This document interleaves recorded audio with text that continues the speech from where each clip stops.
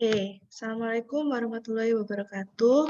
Selamat datang kembali di kelas Psikologi Industri dan hari ini kita masuk ke minggu ke-11. Sebelumnya saya mohon maaf karena saya nggak bisa menjalankan kuliah secara live melalui Zoom. Saya hanya memberikan materi melalui video ini dan semoga kalian bisa memahami dengan baik materi dari video ini. Oke, langsung aja. Minggu ini kita kalau 3 minggu yang lalu kita sudah membahas tentang dinamika kelompok, maka ada satu hal lagi nih yang penting untuk kalian tahu terkait tentang kelompok, yaitu tentang komunikasi. Bagaimana berkomunikasi yang baik dan tipe-tipe komunikasi di dalam kelompok kalian. Kelompok ini bisa skala kecil, balik lagi kayak pacaran, itu contoh kelompok skala kecil, dan juga bisa juga kelompok yang sangat besar, contohnya organisasi kalian, atau kalau nanti kalian kerja di perusahaan. Kayak gitu. Oke, nggak perlu berlama-lama, saya langsung tampilkan share screen-nya.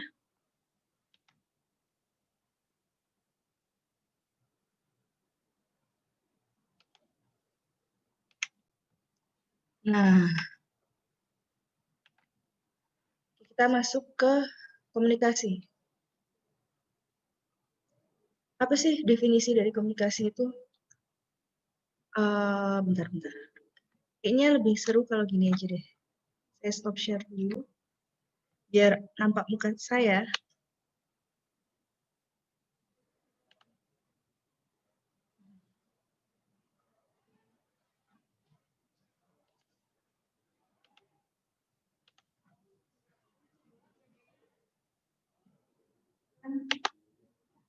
Bentar ya.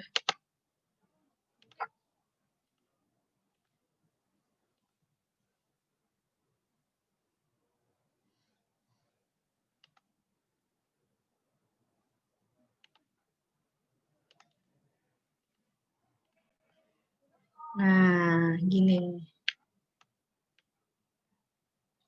Agar nampak muka saya pula.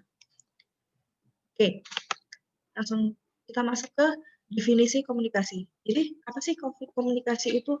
Komunikasi adalah proses pengiriman ide atau pikiran dari satu orang kepada orang lain dengan tujuan untuk menciptakan pengertian dalam diri orang lain yang menerimanya. Ini menurut Brown. Menurut Chaplin, komunikasi adalah proses pengiriman dan penerimaan berita atau sinyal.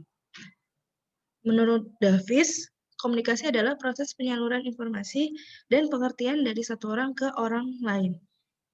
Upaya yang dilakukan oleh manusia untuk mendapatkan pengertian yang sama yang dilakukan dengan bantuan simbol-simbol. Nah, komunikasi itu yang pertama melibatkan orang, pasti ya.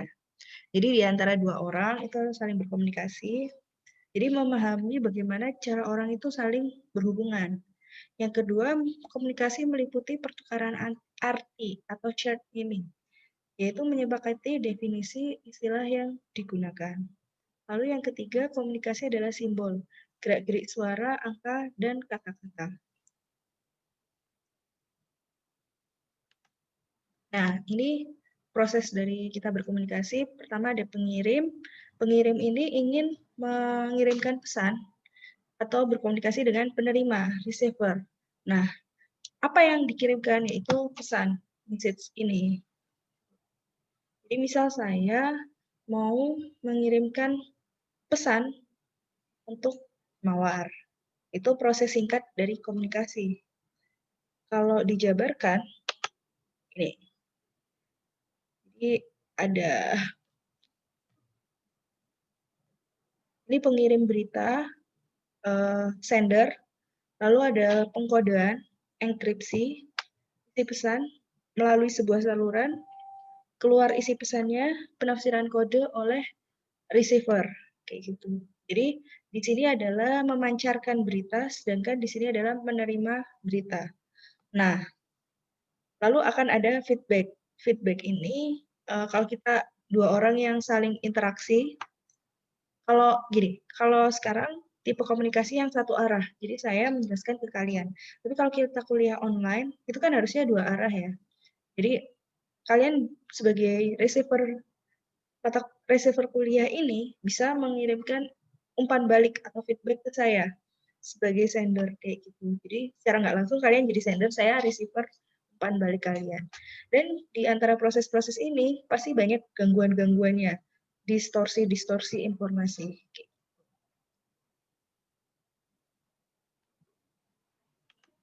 Nah, definisi pengirim adalah yang memulai komunikasi, orang yang mempunyai kebutuhan atau keinginan untuk mengkomunikasikan kepada satu atau orang lain. Encoding mengkodekan informasi dengan menerjemahkan ke dalam simbol atau isyarat. Encoding sendiri berasal dari kata pemikiran mental ke dalam kode atau simbol yang dapat dimengerti orang lain. Contoh kata, sikap, syarat nonverbal, dan gambar. Jadi misal nih dalam pikiran saya ingin, ceritanya saya pergi ke warung mau beli makan. Dalam pikiran saya ingin beli nasi lele, nasi sama lele goreng. Tapi saya diem aja, nggak ada pengungkapan simbol atau apapun ke penjual lele. Saya diem, ngeliatin aja. Apakah penjual lele itu tahu bahwa saya mau beli lele? Enggak kan? Saya harus mengungkapkan dalam bentuk kata. Saya mau beli lele 1 bungkus. Kayak gitu.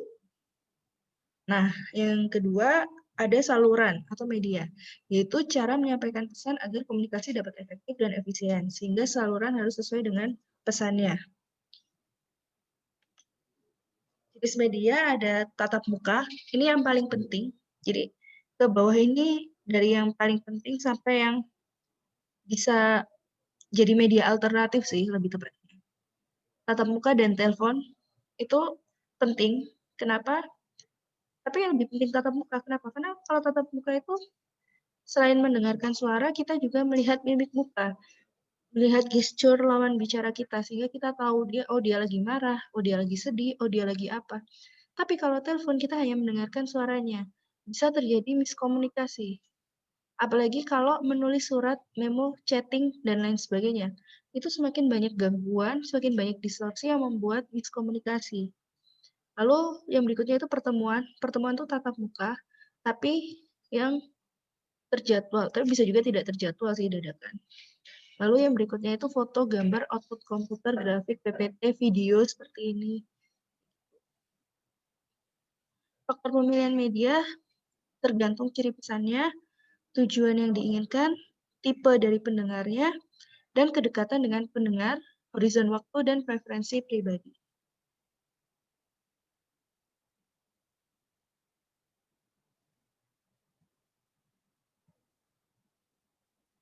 Nah, ini penjelasan dari proses komunikasi tadi ya.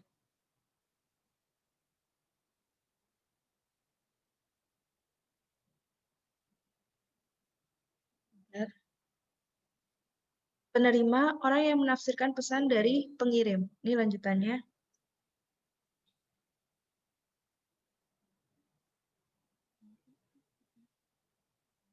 Bentar ya. Lalu decoding, penerjemahan secara verbal, oral, aspek visual. Interpretasi penerima dapat berbeda dengan apa yang dimaksud pengirim, dipengaruhi oleh pengalaman masa lalu, harapan, interpretasi pribadi terhadap simbol. Manajer harus melakukan redundansi dalam komunikasi dan feedback. Makin banyak feedback atau umpan balik akan makin besar kemungkinan terjadi proses komunikasi efektif. Jadi kalau kelas itu hidup, kalian banyak melemparkan pertanyaan ke saya, kita berdiskusi, maka di sini kan bisa kita bilang banyak feedback ya. Itu di sini itu yang paling menarik. Jadi kuliah itu akan menjadi lebih efektif. Kalian yang nggak paham di kelas bisa langsung ditanyakan, kayak gitu. Dan mengurangi miskomunikasi antara saya dengan kalian, antara dosen-dosen dengan mahasiswa. Berikutnya ada gangguan, yaitu segala sesuatu yang menghalangi, membingungkan, mengacaukan, dan mengganggu proses komunikasi. Gangguan ini muncul pada setiap tahap dalam proses komunikasi. Dan gangguan terbanyak timbul pada tahap encoding dan decoding, di mana gangguan ini bisa menyebabkan miskomunikasi. Jenis gangguan, logat, hubungan telepon yang buruk, tulisan tangan yang nggak kebaca, pendengaran yang buruk, jarak fisik di antara pengirim dan penerima, dan statistik yang tidak akurat. Statistik yang tidak akurat tuh misal, kalau kalian memilih tipe komunikasi yang foto, gambar, output grafik, output komputer, dan grafik. Jadi kalau salah statistiknya, salah pengolahan data, dan lain sebagainya, kalian akan menyebarkan informasi yang tidak valid. Lalu ini distorsi. Distorsi adalah mata rantai komunikasi yang terlalu panjang yang bisa menyebabkan terjadinya distorsi. Terlalu banyak informasi dalam saluran komunikasi yang bisa menyebabkan overload, juga bisa menyebabkan distorsi. Lalu lingkungan yang menimbulkan kesulitan dalam komunikasi. Bentar, saya mau ngecas.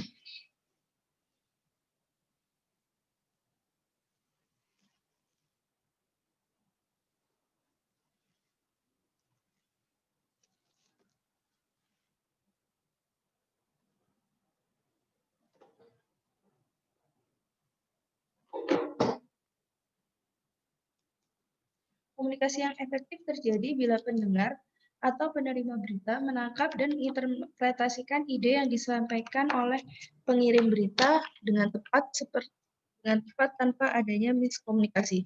Itu bisa kita bilang bahwa komunikasi yang terjalin sudah berjalan efektif dan efisien. Seperti itu.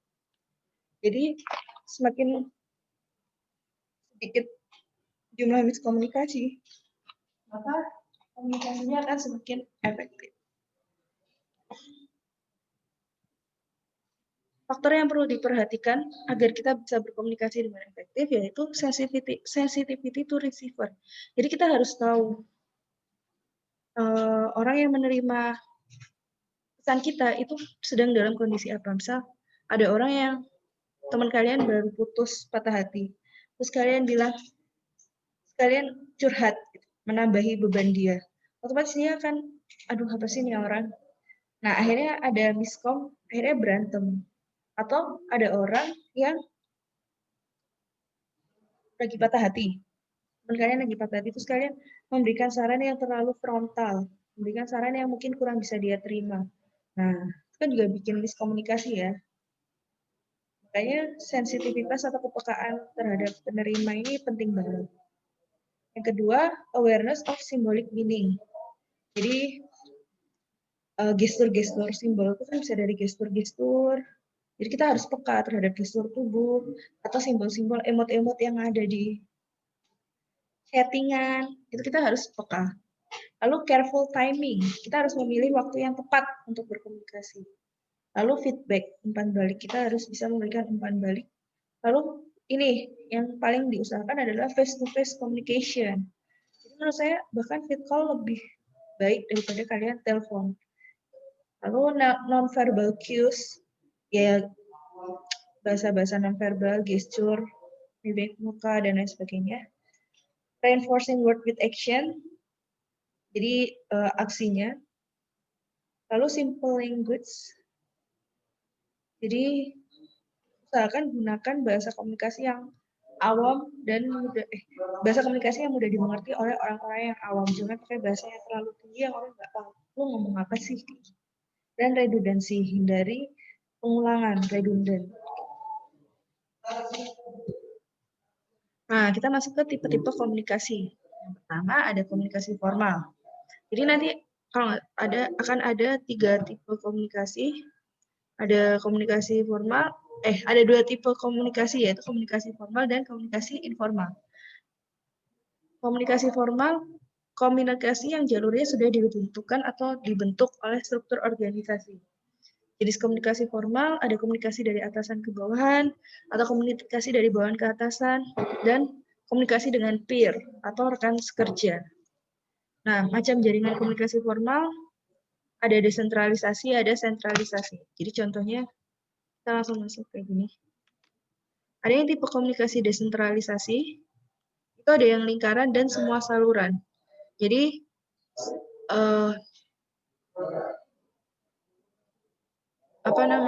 misal A itu atasan, B, C, D, E itu stafnya. Nah, ini tuh bisa saling berkomunikasi. Seperti ini juga bisa saling berkomunikasi. Semua saluran. Tapi kalau yang sentralisasi, misal A ini atasan kan. si B mau ngobrol sama si D, mau berkomunikasi secara formal dengan si D. Dia harus ke A dulu, dari A baru ke D. E juga sama, dia harus ke A dulu baru ke D. Harus ke atasannya dulu baru atasannya yang akan bilang ke staf yang lain. Ini juga sama ya. Atau yang bertingkat seperti ini. Misal general manager, manajer produksi, asisten manager, bawahnya baru staf. Nah, makin ke sini, kalau kita lihat polanya, itu semakin desentralisasi. Jadi semua bisa saling berkomunikasi secara formal maupun informal. Oke. Tapi dengan batasan-batasan sesuai budaya perusahaan masing-masing. Jangan sampai ada yang merasa dilangkahi. Jadi kayak misal,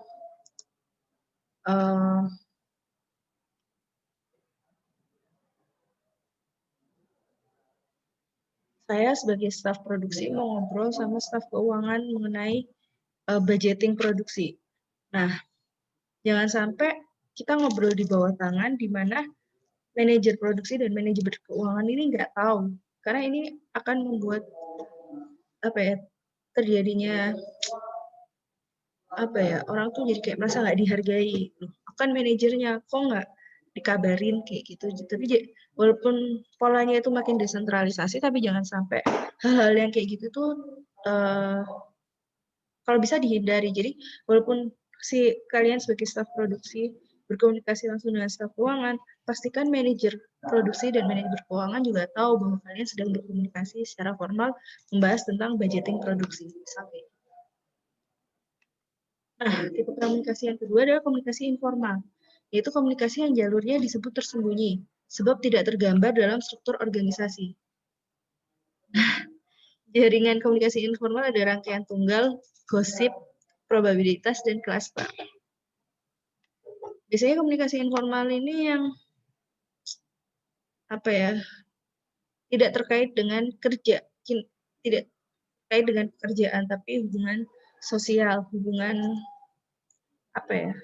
hubungan sosial antar rekan kerja gitu deh. Nah, ini rangkaian tunggal. Ini gosip. Jadi gosip itu spreading gitu. Ini sumber gosipnya terus ada probabilitas, model probabilitas, ada cluster. Cluster ini berkelompok gitu dan bikin jaringan. Kalau probabilitas itu mungkin ada beberapa orang yang tidak mendapat komunikasi, tidak mendapat pesan informal itu. Kayak si J, si K ini kan di luar lingkaran kan. Kalau ini merentet gitu loh, A ngasih tahu B, B ngasih tahu C, C ngasih tahu D.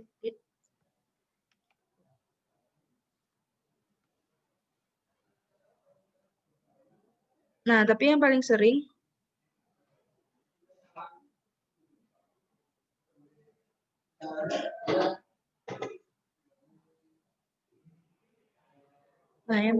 tapi tipe komunikasi sosiogram ini di dalam perusahaan. Jadi ada kelompok tapi ada penghubung antar kelompoknya gitu. Yang dia itu orangnya simple banget, terus bisa berhubungan dengan kelompok manapun. Tapi ada juga yang introvert, yang dia penyendiri dan lebih cuek. Nah, ini salah satu contoh komunikasi informal yaitu selentingan atau grapevine, yaitu jalur komunikasi yang dilalui oleh informasi informal.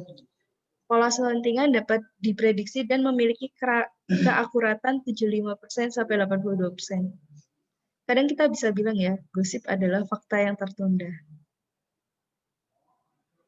Nah, manfaat dari selentingan ini tuh bisa jadi peringatan awal bagi perubahan. Jadi, misal ada kasak-kusuk, ada selentingan bahwa pegawai di perusahaan X PT ABC, pegawai perusahaan PT ABC itu nggak nyaman kerja, banyak selentingan kayak, aduh, makan siangnya kurang, aduh kok menunya nggak enak ya, aduh kok gini, kan akhirnya ada peringatan awal untuk manajemen perusahaan. Lalu bisa jadi media untuk membentuk budaya organisasi karena sifatnya yang lebih sosialis dan humanis tadi. Lalu mekanisme untuk membantu kesatuan kelompok dan jalan informal untuk mencetuskan ide kepada orang lain.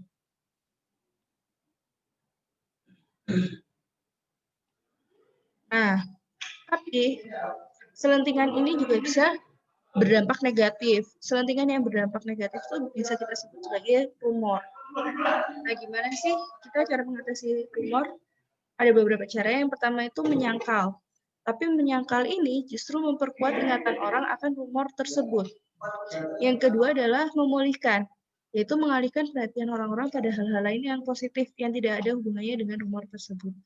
Yang berikutnya adalah mengurangi efek rumor tersebut dengan menciptakan asosiasi positif. Dan yang terakhir adalah, ya udah nggak usah ditanggapi. Gosip-gosip yang beredar, gosip-gosip negatif yang beredar, ya dicuekin aja, nggak usah ditanggepin.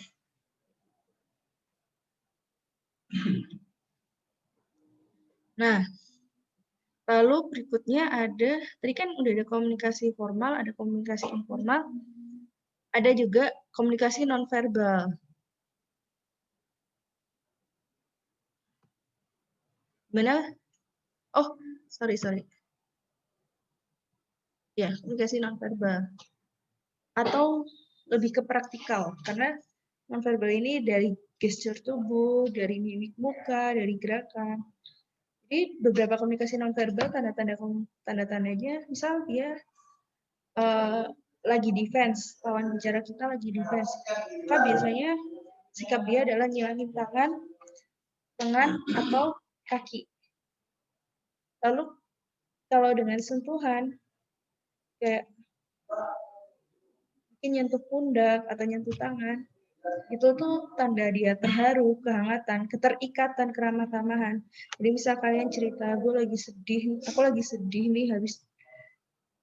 sedih nih soalnya aku habis jatuh, lututku sakit, gini. Terus ada teman kalian yang, udah kamu sabar aja ya, sini lututnya diobatin sambil ditepuk pundak kalian atau tangan kalian. Nah itu ada rasa keterikatan kan. Lalu senyuman itu tanda kehangatan, kegembiraan, dan rasa persahabatan. Mengerutkan dahi itu tanda ketidakpuasan atau bisa jadi marah. Dan mengerutkan bibir itu kebingungan, merenung. Nah, ada juga yang tindakan nonverbal yang positif, tindakan nonverbal yang positif seperti kontak mata. Memelihara kontak mata itu tanda bahwa lawan bicara kita itu memperhatikan kita, perhatian sama kita, peduli sama kita, menghargai kita yang lagi ngobrol. Lalu sesekali menganggukkan kepala sebagai persetujuan. Jadi tindakan-tindakan ini itu contoh dari feedback, tapi yang feedback positif, tapi nonverbal. Lalu tersenyum, condong ke depan itu tanda kita antusias gitu loh, dengerin pembicaraan dia. Dan berbicara dengan kecepatan yang sedang, tenang, dan nada bicara yang stabil. Nggak naik, nggak turun. Kayak gitu. Nah, tapi kalau tindakan nonverbal yang negatif, itu contohnya tidak melihat atau berpaling dari pembicara. Misal kalian ada teman ngobrol, kalian HP kan. Nah, itu contoh tindakan nonverbal yang negatif. Lalu menutup mata, seolah-olah kayak, gue merem aja biar dia berhenti ngomong. Ya nggak? Dan menggunakan nada bicara yang nggak enak. Misal terlalu tinggi gitu. Jadi orang kan jadi gampang tersinggung. Udah sih, itu aja materi hari ini. Nggak banyak. Karena materi 3 pertemuan berikutnya yang akan lebih berat. Kita bicara tentang SDM dalam sebuah perusahaan, bagaimana cara menyeleksi, bagaimana cara merekrut, bagaimana cara menyeleksi, dan bagaimana cara mempertahankan secara psikologis karyawan-karyawan yang ada di organisasi. Oke, kalau ada pertanyaan bisa kalian tanyakan di grup. Untuk kali ini nggak ada tugas, mungkin tugasnya akan digabung minggu depan. Jadi kalian bisa puas liburan. Lumayan kan sampai tanggal 3 Desember kalian libur, nggak ada kuliah. Kita ketemu lagi tahun depan, tahun 2021. Tetap jaga kesehatan dimanapun kalian berada. Terima kasih atas partisipasinya dan sudah menonton video ini. Assalamualaikum warahmatullahi wabarakatuh. Oh ya, mohon maaf untuk segala kekurangan dan kesalahan. Dadah, selamat tahun baru.